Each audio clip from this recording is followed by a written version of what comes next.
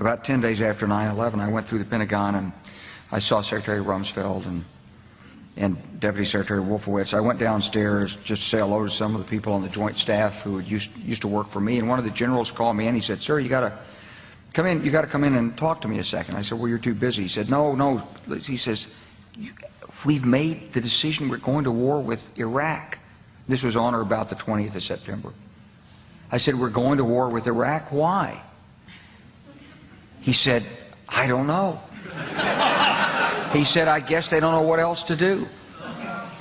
So I said, "Well, did they find some information connecting Saddam to Al-Qaeda?" He said, No. He says, "There's nothing new that way. They've just made the decision to go to war with Iraq."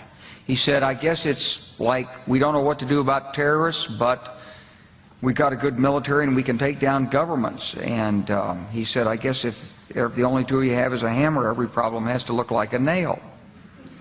So I came back to see him a few weeks later, and by that time we were bombing in Afghanistan. I said, "Are we still going to war with Iraq?" And he said, "Oh, it's worse than that."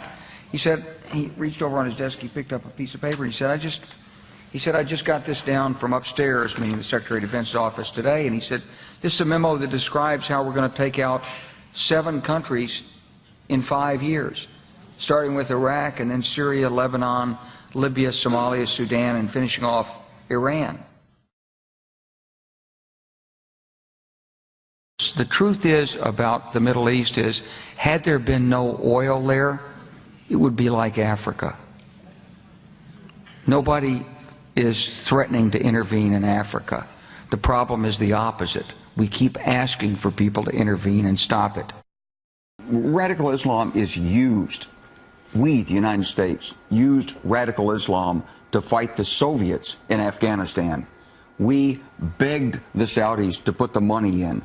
Zbigniew Brzezinski, Columbia University foreign policy expert, Carter's Kissinger during the campaign, the new White House advisor for national security affairs. That land over there is yours.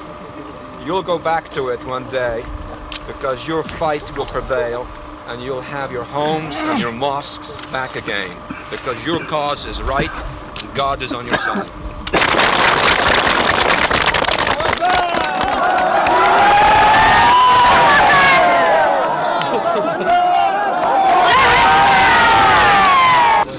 We're fighting because our leaders tell us that the Muslims hate freedom and hate liberty and hate women in the workplace, and that's got nothing to do with it.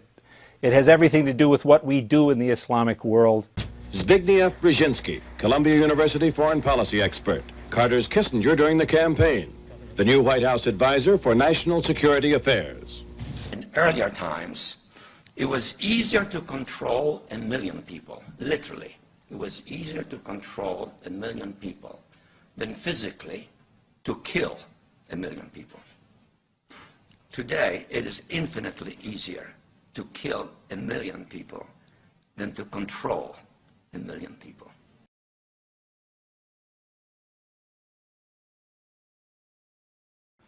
We live in an age in which, for the first time in all of human history, the vast majority of mankind is politically awakened.